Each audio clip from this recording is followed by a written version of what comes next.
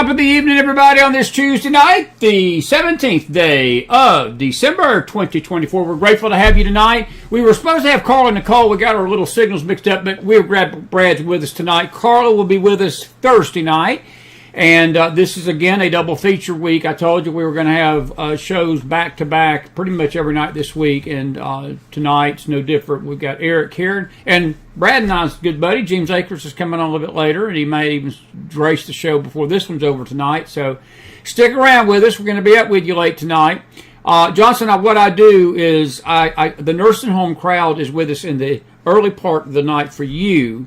And then I get the West Coast folks that are on drugs and alcohol, and they. So we're giving you the normal folks here at the beginning, because I don't know if they could relate to you at midnight, because I know it's way past your bedtime, and you know that I'm just joking with you, because I know. I know who Brad Johnson is, but he knows if I don't rag him, he'll think something's wrong. It's always good to see you, buddies. How are you doing tonight, man?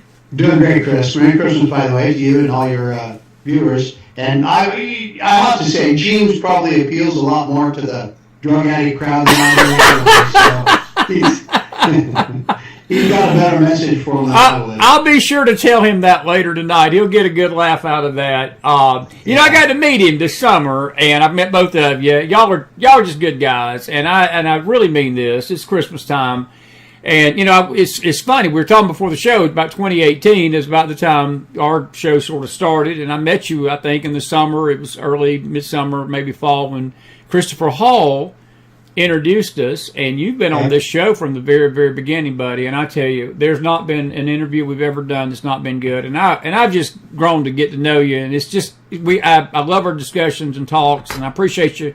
And whenever I ask you to come on, unless you've just had a prior engagement, you've always answered the bell, and I appreciate you, and I appreciate you being on tonight, because we really need some understanding of what's going on. And I know that you have dealt with some of this stuff before with the drones. And I dare say, if I did a survey tonight, what's the number one thing concerning you in the country, the drones would probably be at the top of the list, even though it may not be as dangerous as people think. But it's got the government, because of their bullshit, and you got a bunch of ignoramus assholes running the government, and that's what they are. They've spooked people because they don't know what's going on above the earth.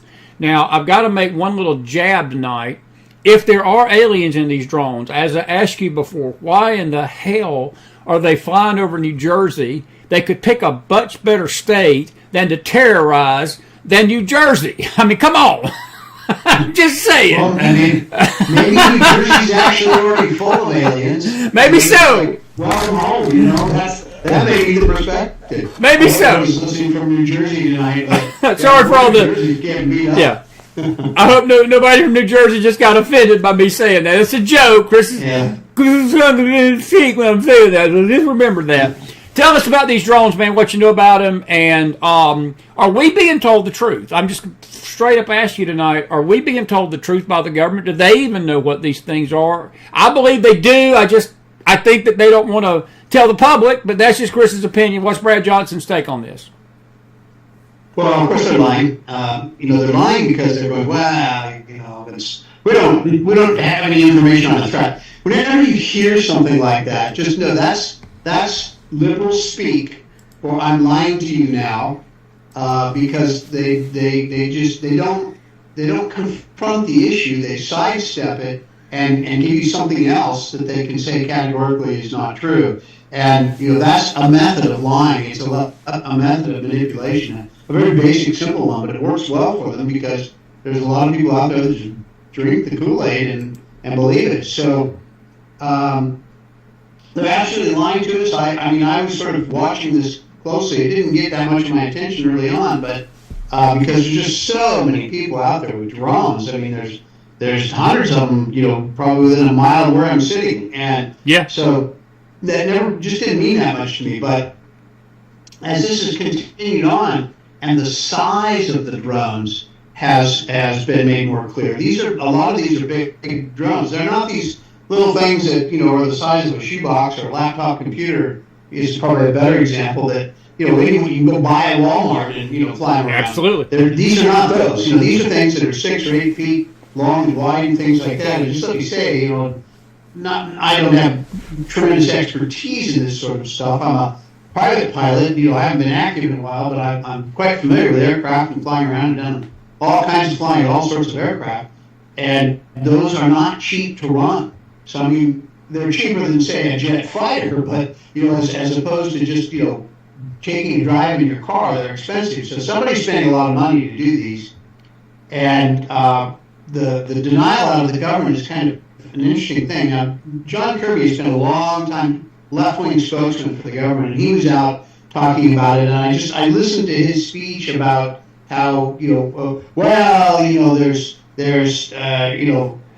are police aircraft, and there's some government stuff, and they're legitimate civilian aircraft, and people are even confusing them with stars. So basically, the government argument is that everybody in New Jersey who's seeing all these things are imbeciles and idiots. Pretty much, that's what they're saying. That's the government argument. So anyone in New Jersey, which I know is full of Democrats, the Democrats are calling you imbeciles in New Jersey because they think you're so effing stupid that you don't know the difference between a drone circling around over your house and a star shining up in the sky. That is exactly what John Kirby said. Pretty much. Kirby, how that half-wit got to be an admiral in the Navy and then became a spokesman for the government is just beyond me. I mean, I'm getting really worried about you if you promote guys like that to be an admiral. At any rate, so here's what's interesting out of all this to me. So anyone who doesn't think they're lying isn't really paying attention. I mean, it's just idiotic what they're doing. Here's the real question: is why? Why bother? $1 million question. Yeah, what's going on now? There's some kind of precedent that we had. You remember the Chinese balloons, right? That would come and they were flying over the United States, and they were spy balloons, and they were flying over on courses where the Chinese wanted to view things. So there's been some things like that have taken place. Are the drones another iteration? Maybe. But if so, why? As soon as the balloons got spotted and everybody started paying attention to it, pretty quickly people figured out that it was the Chinese.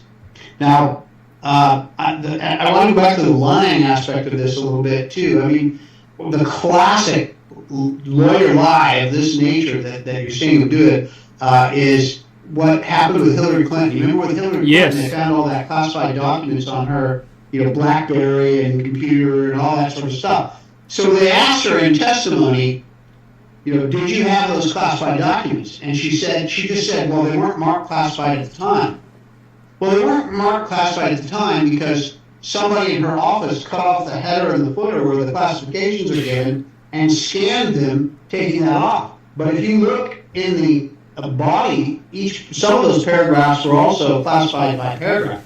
So in fact, that was a lie, but she knew perfectly well what was done. She had her staff cutting off the header and the footer where the classifications were given, and then scanning those documents. She was taking the classifications off before she scanned them on purpose. But if you look at what she said in testimony, it's like, well, they weren't marked classified at the time. Well, that's true because you cut them off. So, yeah. And so the people buy that. Nobody asks any questions. I mean, how stupid can you be? I explained that, until I was blue in the face to everybody. I mean, it doesn't go anywhere. They let them get away with it. It's the same thing here. They're just saying, well, don't shoot them down. Some of these have got people in them. Well, yeah, okay, a 6-foot drone doesn't have anybody in it. So if you get a good enough look at it, that doesn't have people in it. But I get what they're doing. They don't want them shut down. And you've seen them now go out. There were some kids that got arrested. They broke into some abandoned hospital somewhere, were flying the drones around there. But that guy had his drone in his backpack. They're arresting random people to cover up and say, well, see, we're doing something about it. It's complete nonsense. I mean, all of this is like, go ahead, Chris. I'm listening to you, and I'm agreeing with everything you're saying, and the question keeps, and I think it's the $1 million questions out there in this audience. Why would they go to such extreme measures to play us for fools over a simple yes or no answer? Is the government flying drones over New Jersey? Is there a reason why they're flying drones? And then if they can't tell us a yes or no answer, then the second question is, okay, what are these drones looking for? And there has been reports, and we had a dear guest on last night. We had a late night show with James R. last night. And Brad, I keep my network out of this conspiracy stuff. I don't want anything to do with these conspiracy nuts. And there's a lot of it out there.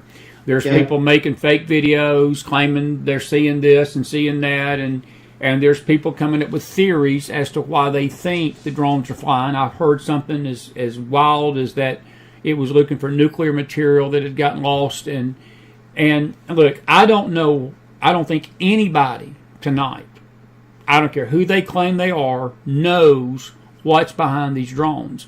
But the $1,000,000 question to you, my buddy, is do you think there is a possibility that a foreign power is flying these things over the country and our government does not want us to know about it?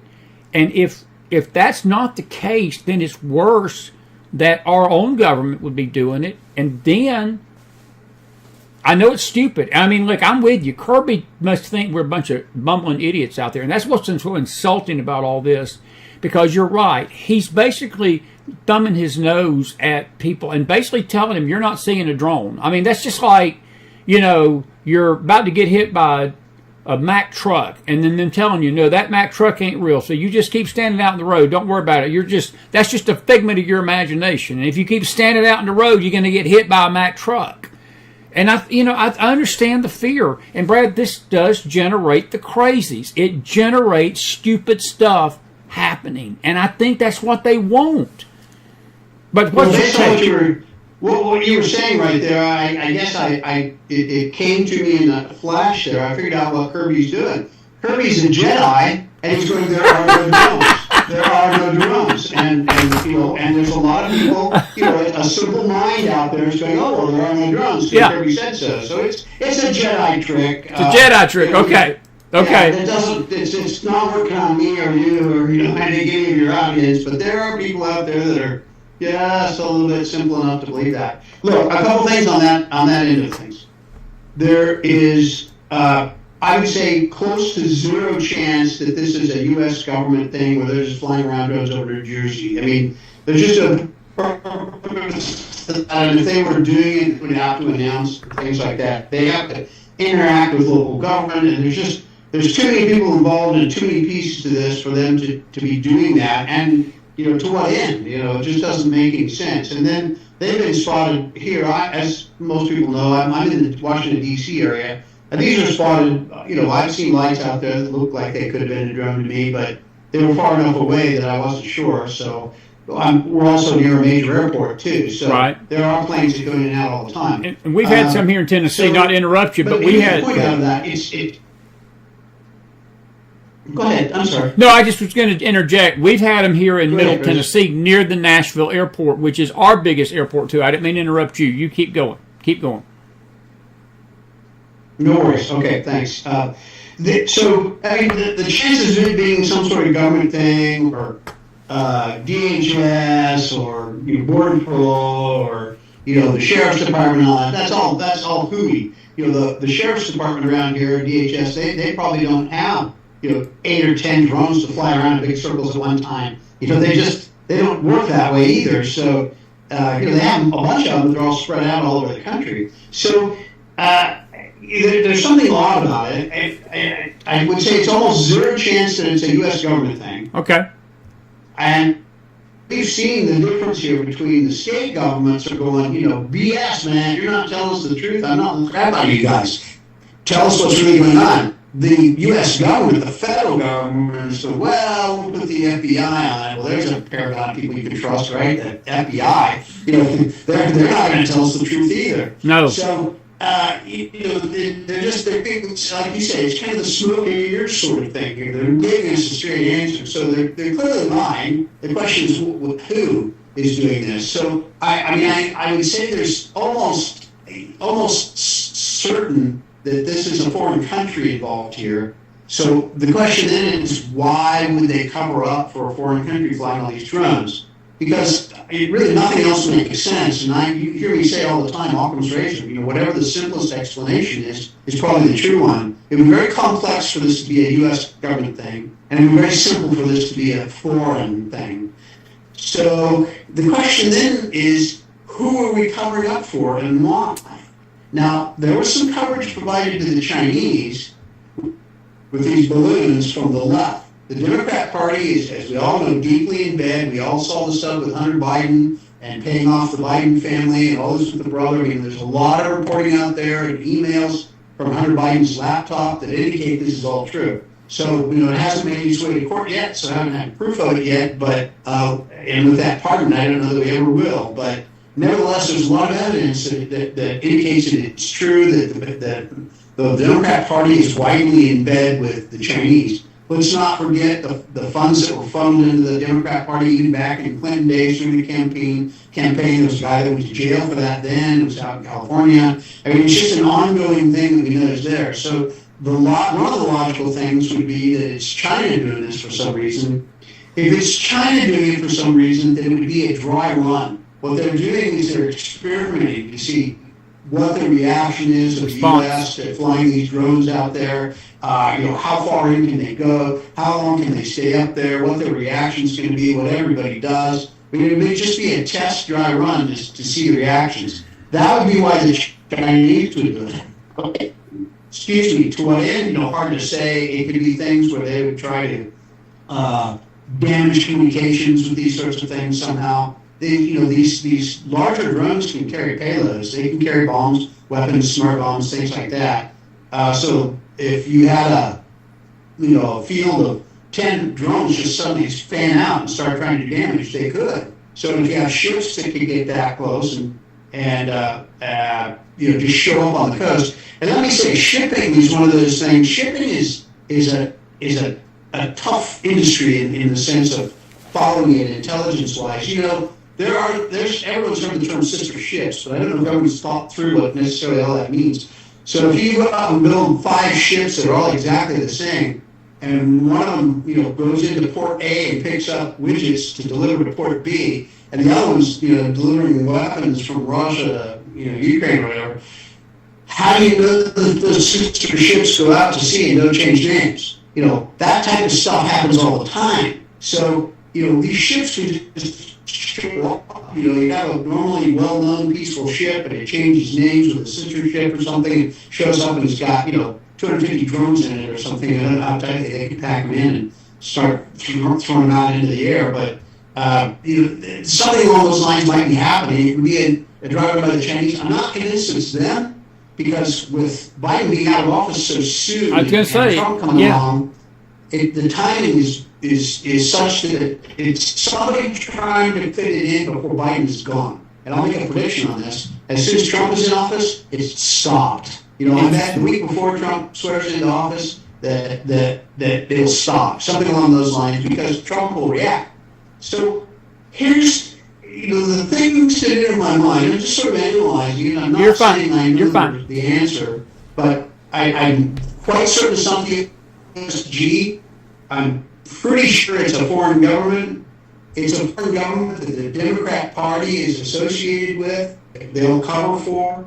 And there's not that many of them out there. I mean, the European countries like France or Germany or the socialist governments that are in Western Europe, why would they do that? I just don't see any possibility of that being the case. So it's got to be one of the bad guys. Would they cover for Iran? Yes, they would. They would cover for Iran. I was about to ask you about Iran. Yeah. So the likely culprits are China and Iran. Of the two, I would be more concerned about Iran. I think that would be the more likely of the two, because it's sort of a lower technology level, and we know they have drones because they're very active and flying those around places where they're doing things, and they've used them for attacks and so on. So I would say it's that, and I would say that's one of the reasons why the Democrat Party doesn't want anybody to shoot one down. Because if you shoot it down, then you got proof. If you got proof, you're going to know who did it based on that. We know what the models are that the Iranians used. Let me add one more thing on this. There is zero chance that the CIA does not know the answers to all of this. There's zero chance. Thank you. They know all the answers to all this. I don't know what the answers are, but I know they do. There is no chance that they haven't figured this out immediately. They may have known before it started, and there's a reasonable chance that they did. So for them to say, well, we're looking at this. So far, we have no evidence that there's any national security problems here or threat to the public. Well, yeah, but see, that's just a game they play. Yes, you've got no evidence of it, but you don't have any evidence it's not a threat. You don't have any evidence of any kind.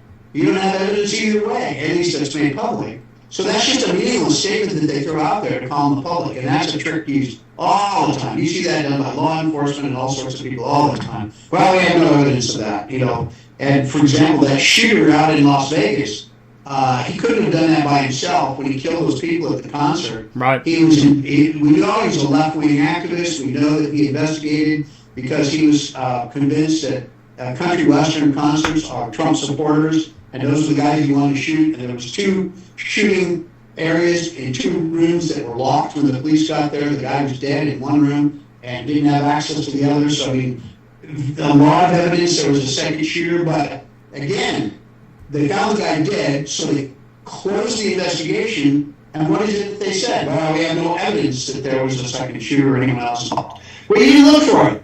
And by the way, there was evidence. There was a second pair of gloves on that bed in the second room that was being used to shoot from.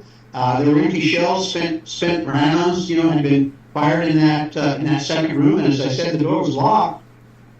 And the police had a hard time breaking it down. They tried to break into that room with the battering ram and stuff, and it took them like an hour to get in there. Those rooms are solidly built, I guess. But so all these things, we've got all these techniques being thrown in our face that are clearly lies. So I'm going somewhere with this that may seem a little odd, but there's one thing I always hate in life, and it's something I always take into account, and that's coincidences. I don't like coincidences. So it makes me suspicious, and I have a tendency to try and fit those coincidences together, because as often as not, there's a linkage there somehow. So we've talked about Iran. I can't see Russia doing it. We've talked about China, maybe. All those are maybes, but probably Iran would be more likely of those 3. But here's the thing that bothers me about all this.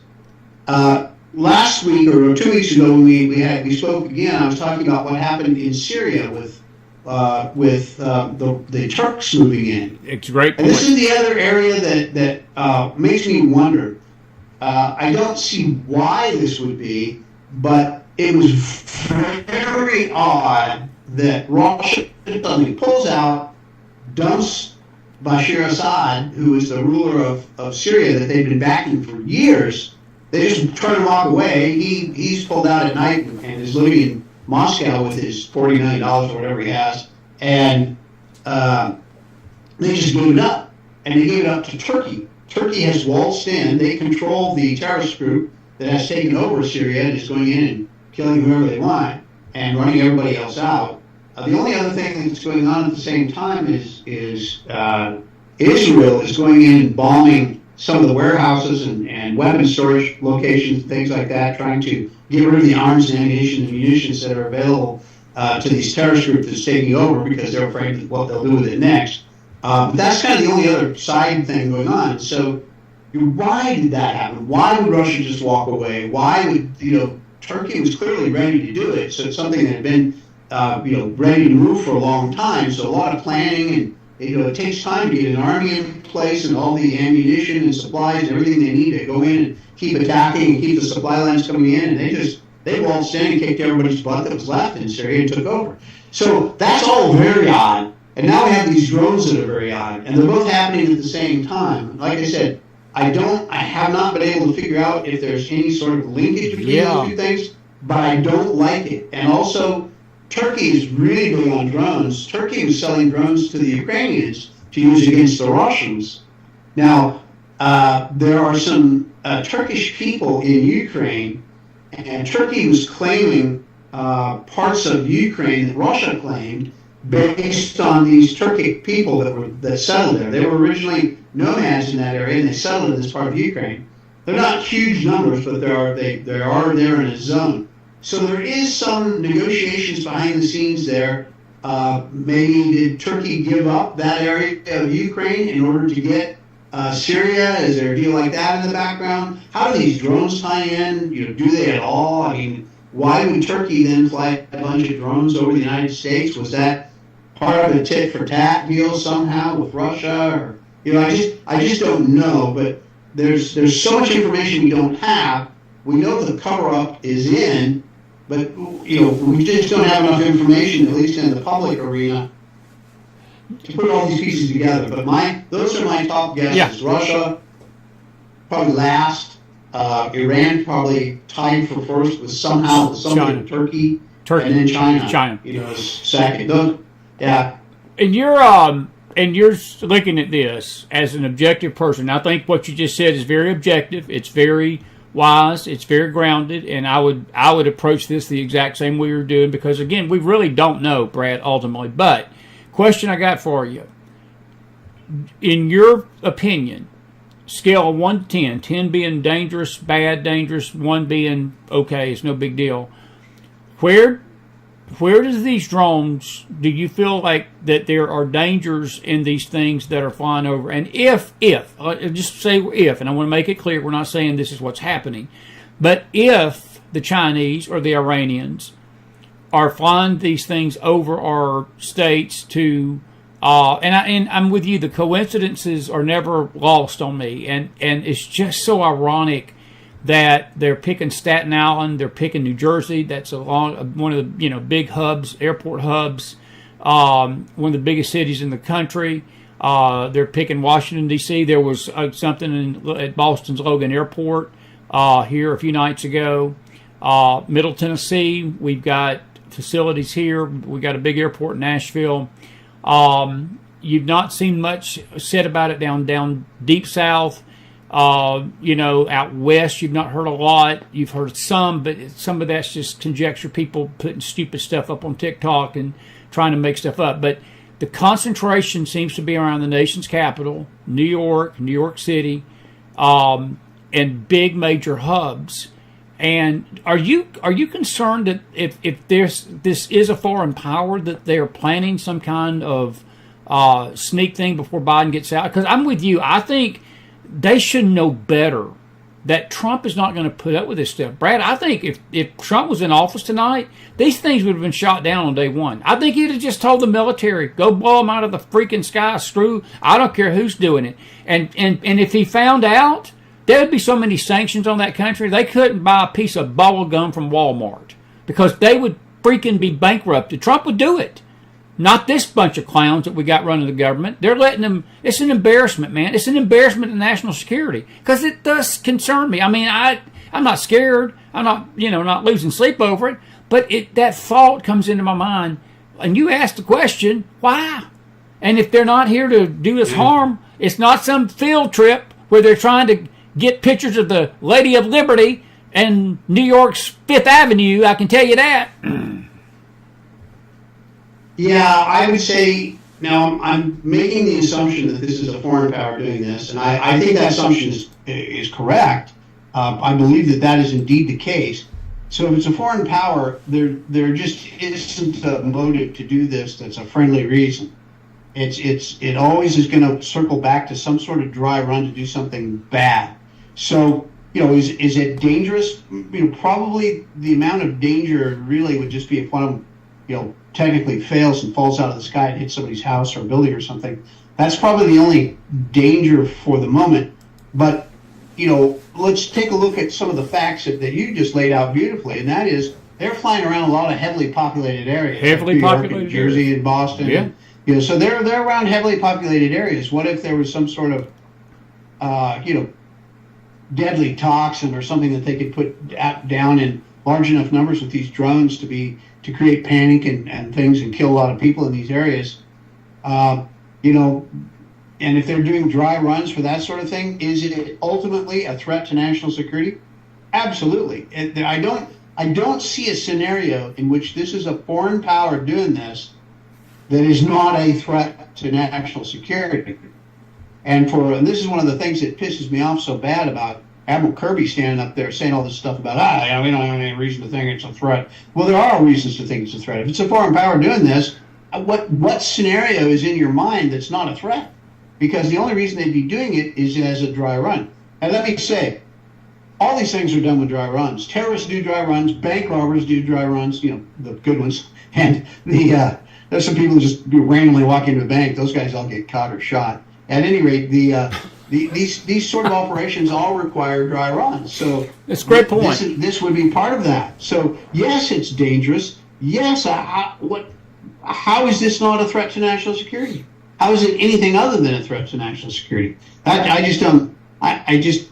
You know, I get it. I've had people say to me when these subjects came up when I was still active at the agency, people would argue, well, you know, we don't want to get that information out there because the population might panic.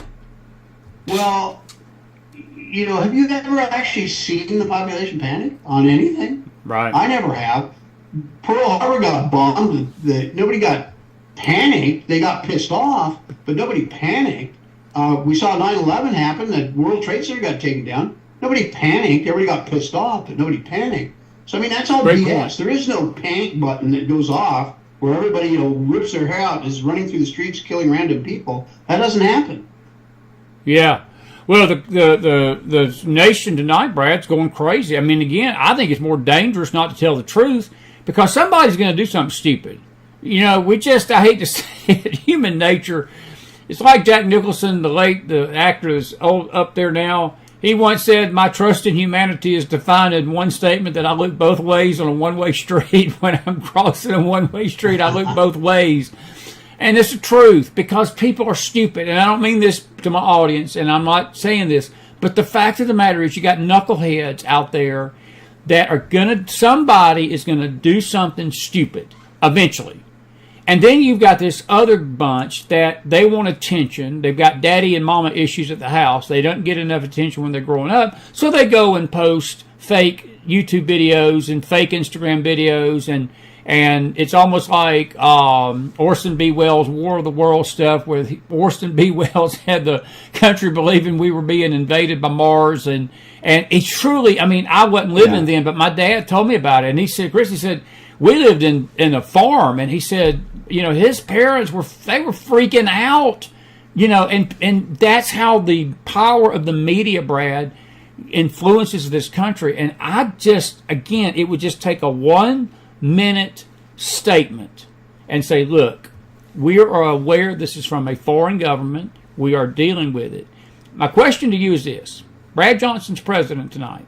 I would vote for you. If you're president, and you had the full power to handle this, how would you handle these drones?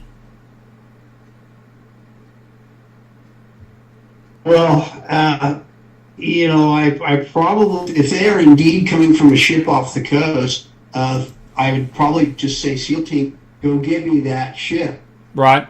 And, you know, and anyone who resists, just kill them all. You know, I want whatever's on there, and I want to know everything about what everybody's doing. And any of the drones that are in the air, I'd just knock them down or follow them until they're not overpopulated area, and then knock them down, that sort of thing. I would do that instantly. But I'll say, I know I go off on these anecdotes, and I apologize for that. But many, many years ago, when Castro was still in power in Cuba, there were a couple of Cessna aircraft, clear civilian aircraft, that the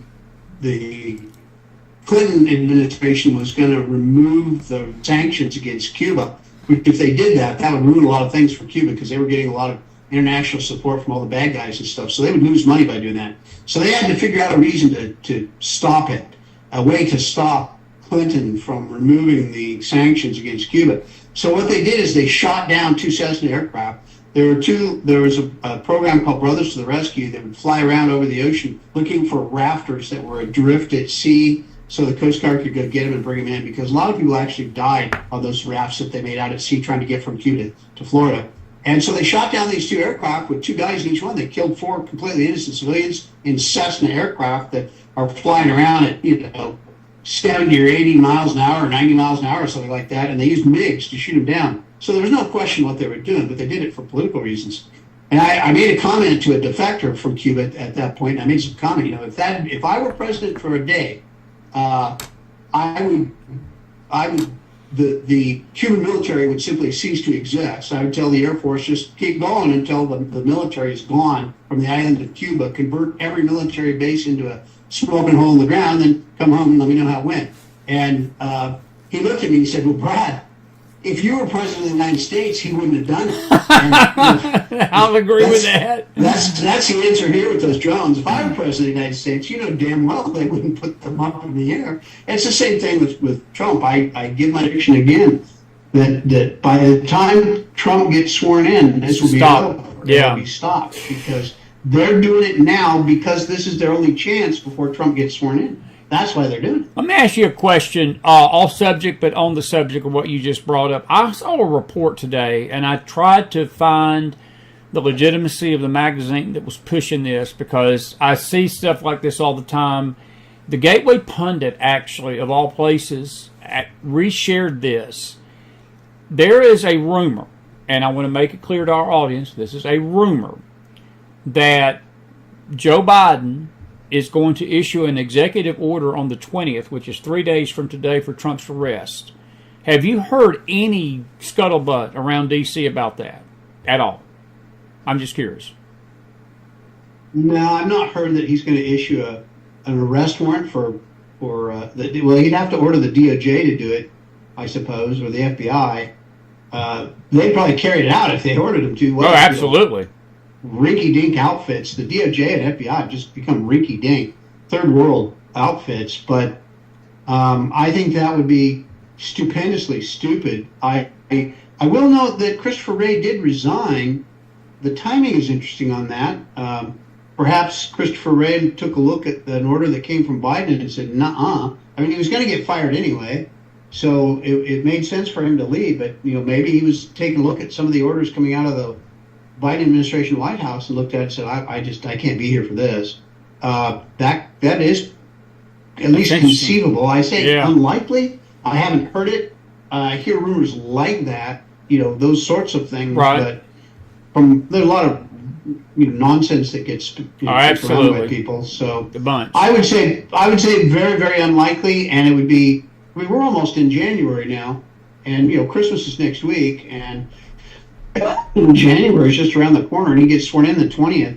I don't think they could stop Trump from being sworn in by arresting him, and I'm not sure you'd get any authority to do it. To be willing to do it. I agree. So I mean, the FBI cannot truly be that stupid. I mean, they're stupid guys now who are in charge there, but I don't think they're that stupid. Who's running the FBI right now in Ray's absence? Is he still in charge up till January 20th? I think he said basically effective when Trump takes office. He's stepping. So he's actually technically still in charge tonight, correct?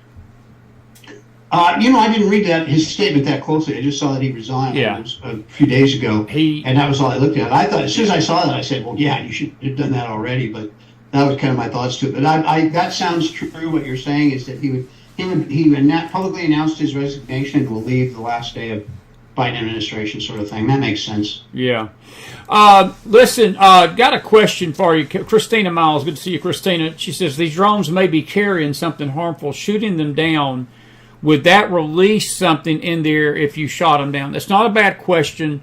I know that may be more for a drone technical expert, but in your opinion, would that be one of the reasons they're scared to shoot these things down? That they may think there's something in them, and if you shoot them down, that may get released? Do you think that's playing into the reasoning why they're not touching these with a 10-foot pole? Good question. These things are certainly capable of carrying dangerous things, so there's no question that would be a consideration. In this case, I don't see it being armed already. I don't think whatever the dangerous payload that could be put into these, that would probably be the long-term purpose. I don't think whatever that payload is would be loaded onto these aircraft now, because in my opinion at least, these are dry runs that they're doing to test response and response time and all of these different things versus actually trying to do the attack. I think if they were going to do the attack, they would have done it. But in this case, I think the reason for not wanting anyone to shoot them down is because they're embarrassed and don't want to publicly admit whoever these guys are that are doing it, because they're covering for them. Yeah. So if it's China, if it's Iran, if it's Turkey, whoever it is, Russia maybe, I think that's it. That it's somebody they're in bed with, kind of philosophically, and they don't want to blow them out of the water and make them look bad. Yeah. That's a good question. We got a couple of other questions. Folks, if you got a question for Brad, we're going to keep him here another about 10 minutes or so. Elvis has got to go to bed at a normal hours, and we don't want him to miss his milk and cookies tonight. But Carol Smith and Elaine Willard. Elaine said it in a statement. Carol asked it as a question.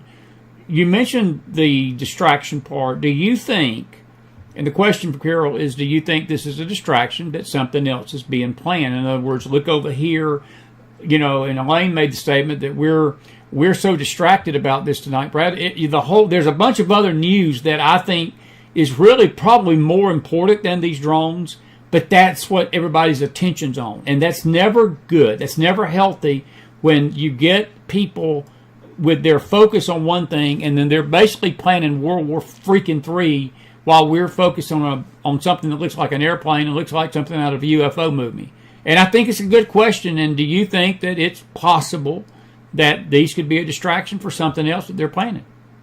And I say they, I guess we don't know who they are. Our own government maybe, and this deep state circus, this deep state clown show that we got in D.C. running the country and the world. Easily, that could easily be the case, and in fact, there's a couple things that suggest themselves right away. I mean, I would say it certainly took the Hunter Biden pardon off of the front pages. It did. So yeah, I mean, maybe that would have been effective. Could it be tied in some way to the debacle and the lack of reaction on the part of the Biden administration to Syria being taken over by a terrorist group? I mean, we've got Afghanistan and Syria now that are both run by terrorist groups. I mean, anyone who thinks that's not dangerous is out of their effing mind. It's extremely dangerous. So, Turkey will have some level of control over Syrians, the new Syrian terrorist regime, but it's not going to be 100%. And there's always breakaway groups that are doing this, that, or the other, and a lot of people come in and train. And if they can, kind of cover and not show that it, originates out of Syria, they're probably willing to take that risk. So, there's a couple things like that suggest themselves to me. Well, and also, I just saw something on Gateway Pundit. Liz Cheney tonight. This is just breaking in the last hour. She's been referred for criminal witness tampering on the J6 stuff. And Brad, I think some of this is trying to smokescreen the J6 report of Horowitz, because you mentioned the word coincidence. It's amazing that within hours after the Horowitz beatdown and basically telling the world the FBI is a bunch of blanking, bumbling idiots, and I'll let people fill in the blank with the blanking, just mumbling idiots, were embedded in the J6 craft, which we all, the conservatives knew it. We were saying this for 4 years. We got our channels yanked for saying it. We got our networks yanked for saying it. We got sanctioned for saying it. We got kicked off Facebook, kicked off YouTube, kicked off everywhere for saying it. We knew it, and the media knew it. They lied. And when he came out and said, yeah, it was 26 of them, and you've got other people out there saying it's probably more than that, which basically means that this was instigated by the government itself, that they were pushing these people. And again, there were some knuckleheads that should have probably not done some of the things they did, but it was not an insurrection. It was not Trump being a threat to democracy. It was basically people just saying, we don't think 2020 was legit. And I think we're going to find out when Trump gets Kash Patel in and somebody like Pam Bondi in that is not bought and paid for by that freaking establishment in D.C., that there's going to be a lot of snakes coming out from under the rocks here in the next 6 to 8 months. But do you think that the J6 thing is playing into this? Because I think, again, nothing is a coincidence. And you're absolutely right. I hate them. This just makes me, we question everything. And we're supposed to question everything. We need to these days. But could it be Liz Cheney? They knew this was coming. They had to give a smokescreen for J6 because that was a pretty damning report. And I hadn't had a chance to talk to you about it, and I'll use this time to. What was your take on the Horowitz report? And you make it quick because we've got some other questions coming. But It's pretty damning report of the FBI, what he had to say. And I don't know if anything's going to be done about it, but it pretty much proved everything we conservatives have been saying for 4 years now. I mean, there's no doubts about this stuff. I mean, my real concern is all of the different agencies involved in this sort of stuff. I mean, just look at the Russia hoax, and you had the FBI, you had the CIA, you had the DOJ, you had the FISA court. All of those were involved working on this together. I think a lot of people in those four organizations should go to jail. I mean, I think it should be a lot more than just Liz Cheney and the January 6th Commission. Why, for example, the FISA judges, after they learned that they were lied to, that perjury and fraud took place on the warrants that they were given, that they signed, why didn't they take action? They didn't do a thing. They did nothing. That means the FISA court is complicit, and it's also been now politicized and weaponized. And the fact that they signed it to begin with, probably some of those judges should go to jail too. I think there's 40 or 50 people involved in this that should all end up in court and see if they can be convicted and go to jail.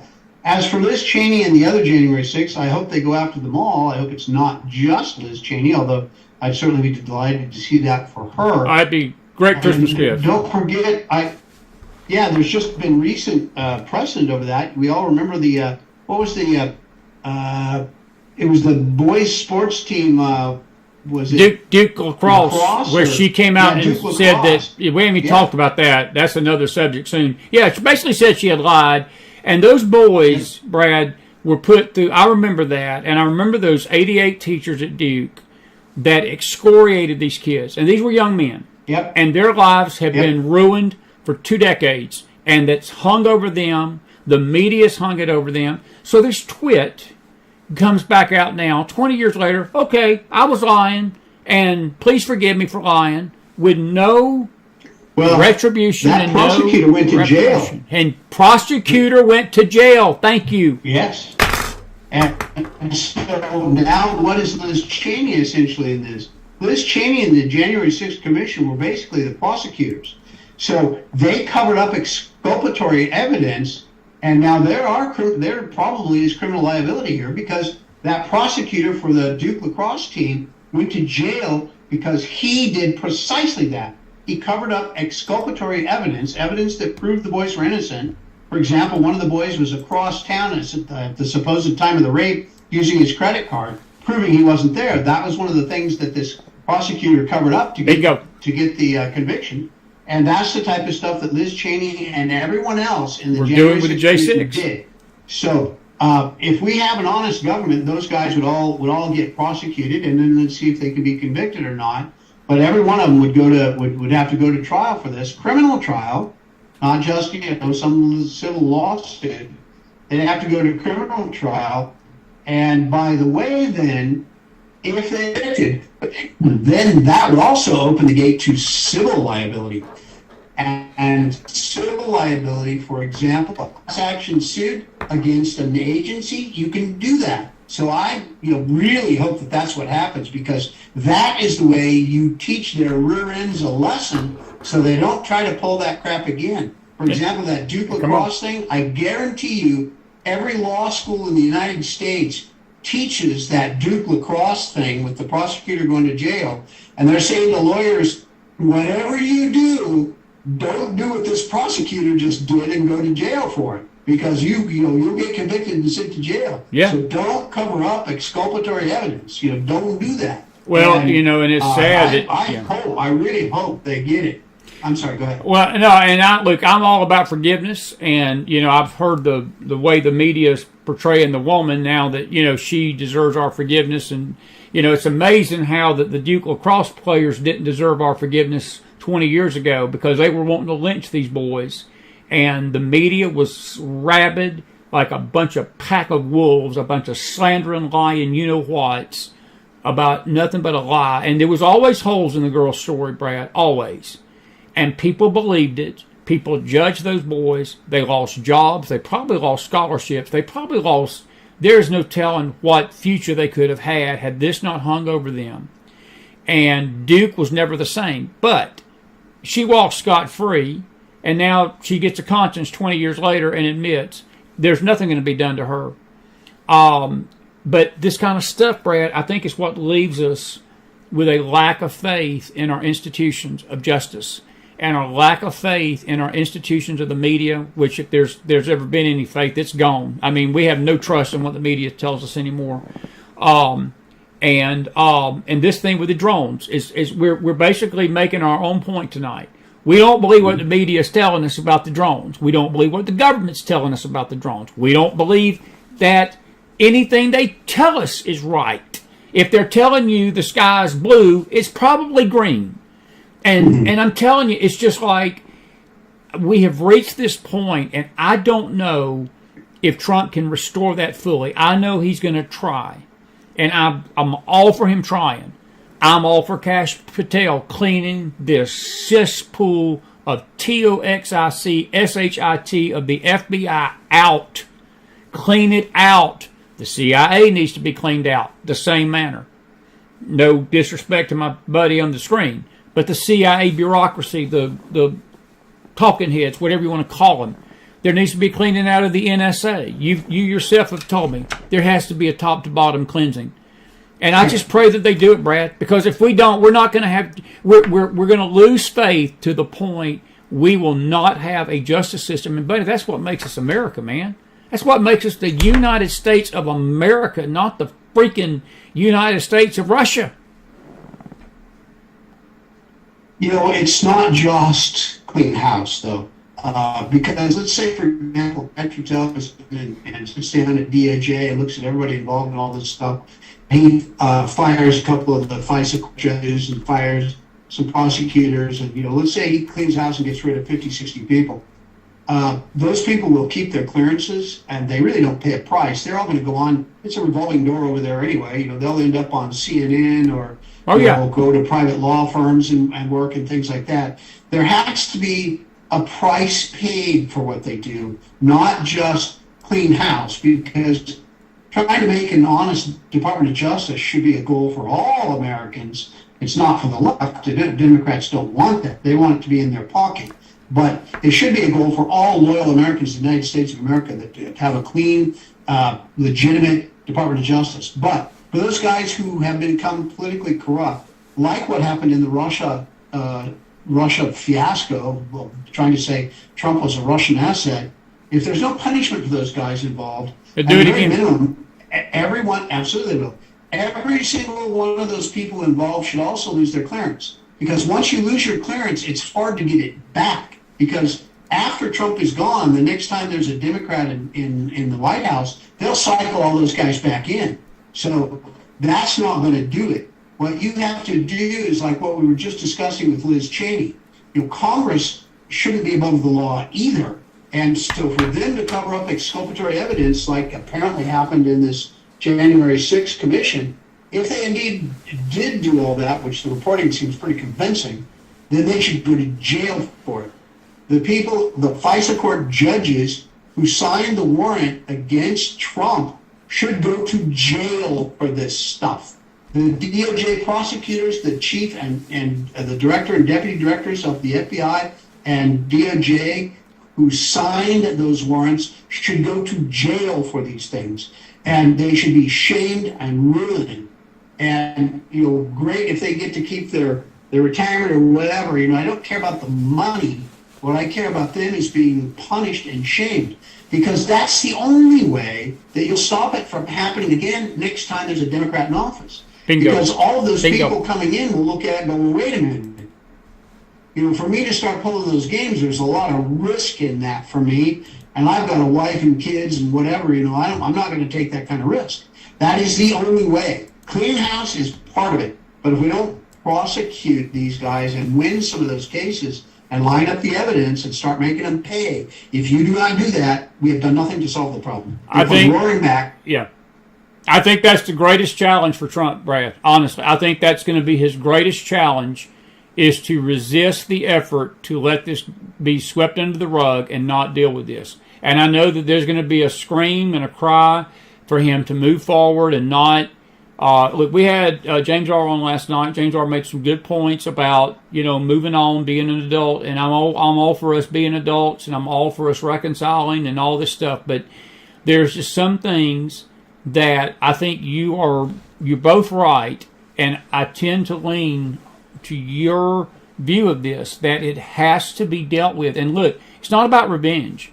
It's about reforming and basically building back the foundation of justice this country was built on. And you do not weaponize justice on political means, because, Brad, you've served in our government in third world countries where they don't care. They put you in jail if they don't like your politics. They put you in jail if they don't like what you eat.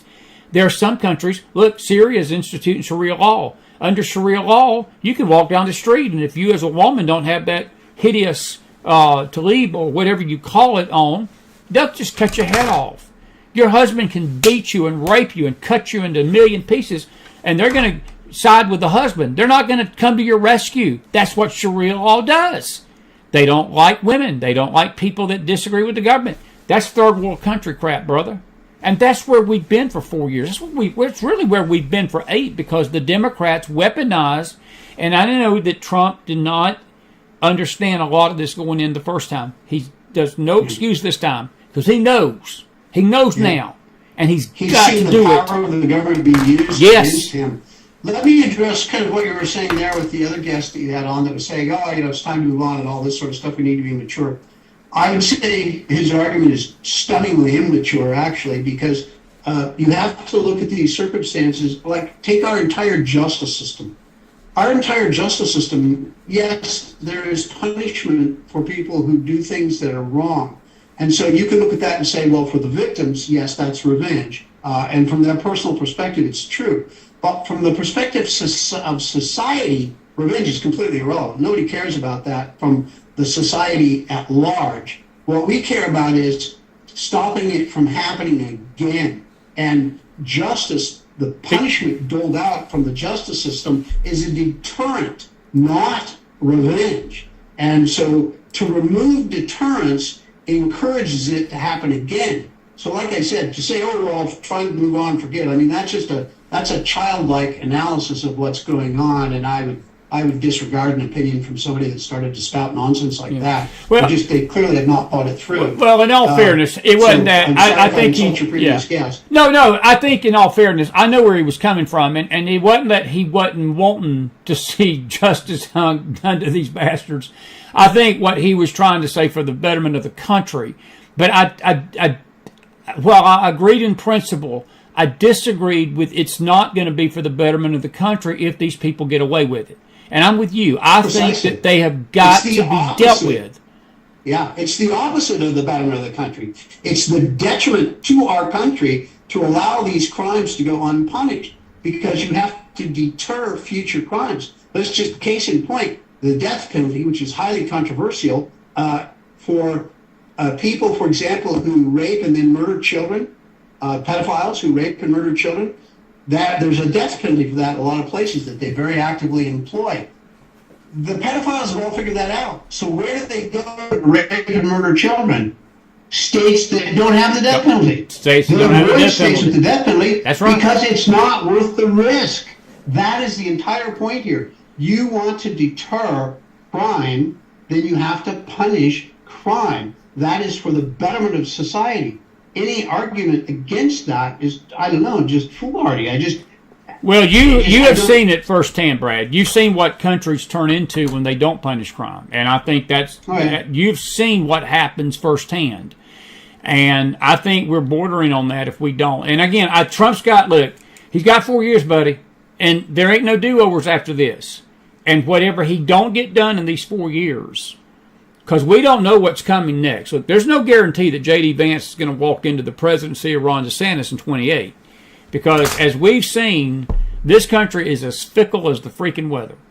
And people could go right back wanting this old socialist stuff in 4 years. They get, it's just like, I look at what happened with Reagan. Reagan gave us 8 years of prosperity for the most part. And, George Bush Sr. came in and he turned the country so rapidly against the Republican Party. You had Clinton.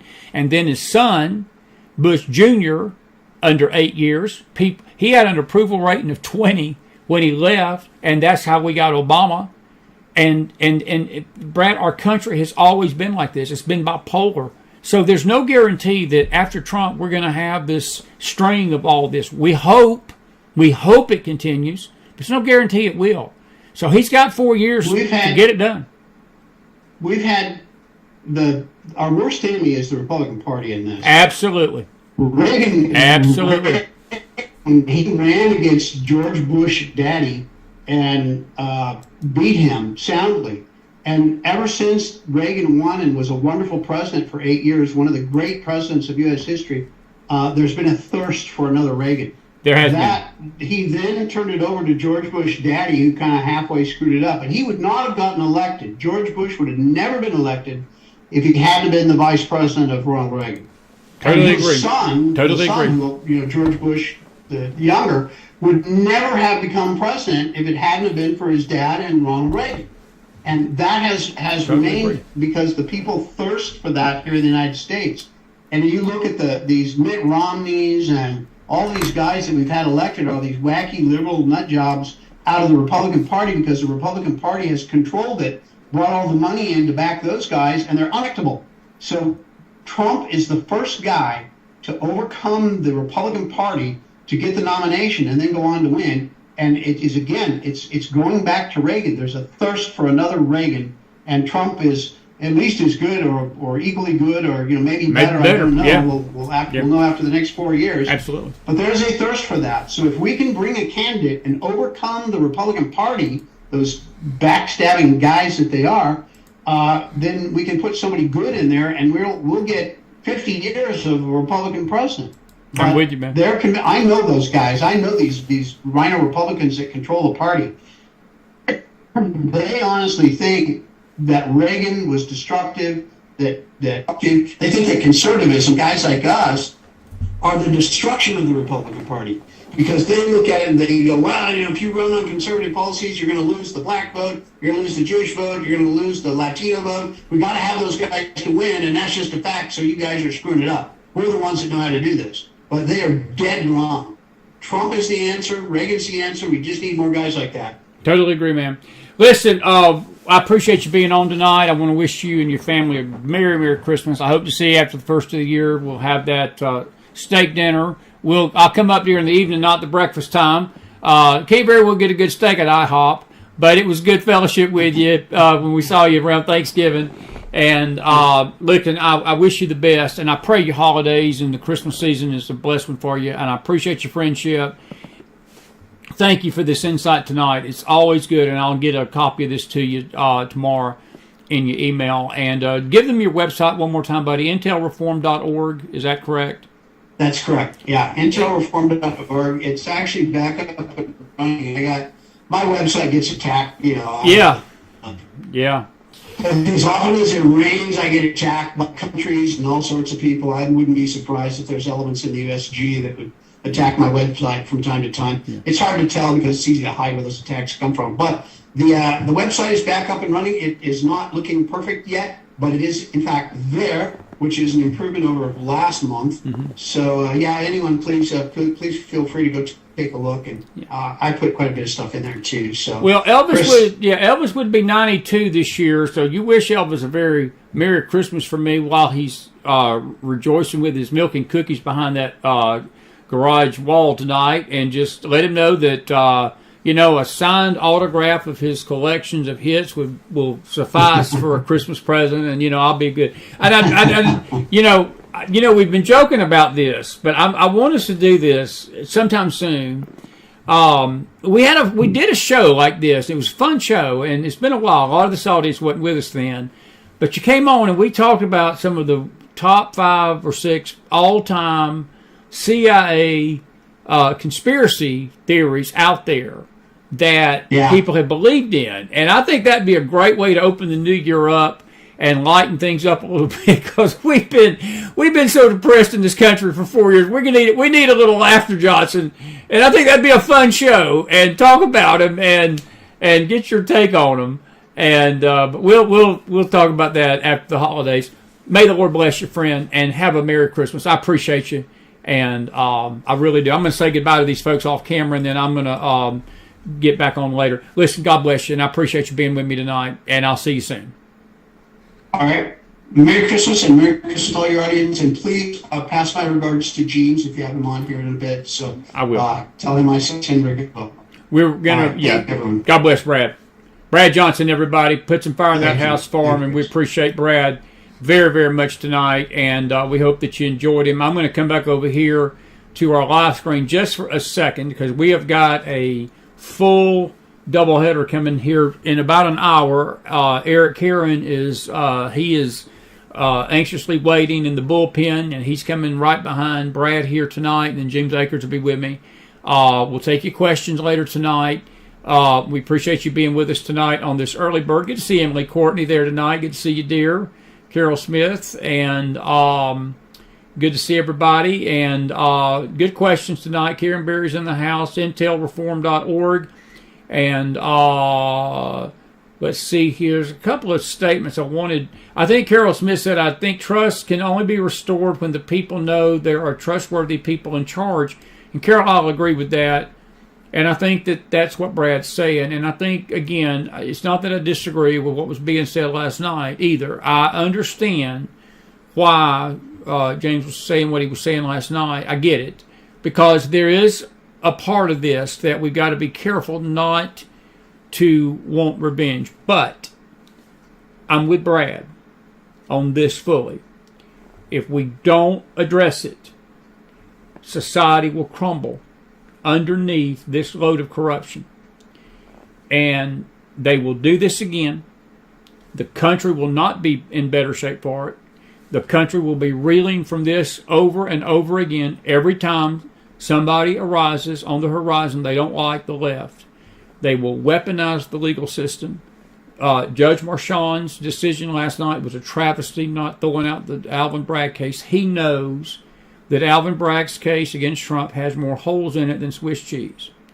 And I would caution Judge Marchand tonight that he needs to look no further than ABC and the lies that they spread about Trump and George Stephanopoulos, and paying $15 million about this rape trial of this hideous woman that's been lying through her teeth, and she has been lying about Trump raping her. It's just absolutely lies. The jury bought it. And Marchand's putting him in a place, he's putting himself in a place that he's gonna lose on appeal, but his credibility as a judge is going to be gone. And it's an impeachable offense. And these things that are going on in this legal system have got to be corrected. And Carol, to your point, until we get faith again that going before judges is going to be the same if you're a Republican as if you're a Democrat, we will have no faith in our justice system, and our country's gone. We have no nation. And I hate to be such a Chrissy Downer on a Christmas show, because we're getting close to Christmas. But listen, I appreciate you all being with me tonight. I hope you enjoyed Brad. Put some fire in that house. And good to see Outdoory West out there. Thank you for putting the website in and being with us this evening, my friend. And we'll be back here in about an hour or so with the one and only Eric Karen and James Akers tonight. And good stuff. And Deb and Pat Dolan, good to see y'all tonight. And you know something? You're right. Justice is not revenge. And I'm Pat and Deb, I couldn't agree more. I couldn't agree more. Justice is not revenge. And that's really what I was trying to get across last night too, that seeking justice is not seeking revenge. And there's a fine line. People, and I think Brad said it right. Look, for the victim, you know, they want to see retribution, as they should. But for society's sake, if you don't fix this, it will happen again. It will. It will. And I got a lot more to say about that, but I'm going to say it later on a late night. I went to Cowboy Hat, And we're going to be a little bit more laid back tonight. We may try to find time to download some videos for you. We got a full week of shows, folks. We got, oh my goodness, we got Gene Jarrett from the Bible Museum here in Sevierville. He's the owner of it. He's going to be our faith guest tomorrow night. You do not want to miss Gene. He is going to tell you about the history of the Bible. It's going to be a wonderful interview. We're going to be with Carla Nicole Thursday night. She's going to be on early. Then Mike Simonelli, my dear buddy from New York, will be with us. Still got an interview we haven't played yet with Helen Q. Still got an interview we haven't played with Anthony Cavalucci. Bill Federer will be our guest Monday night, the 23rd, but it'll be a replay of the show about, yes, Virginia, there is a Santa Claus. And Bill is going to put to rest all this Christmas nonsense about people worried sick about them celebrating Christmas on the 25th. And he's going to talk about the real St. Nick. And you'd be surprised that St. Nick was a Greek. And he was a good Greek. And he was a heretic destroyer. And he slapped people down that was spreading heresy in the centuries and the time that he was on this earth. And he was a good man. And Bill Federer is a good man too. And I'm looking forward to him being our Monday night guest as we get through a week before Christmas. We are a week to Christmas tomorrow night. So you got about 7 days to wrap it up, whatever you're going to buy. And no voodoo dolls with McDonald's face on it. That's all I got to say. We had enough. We've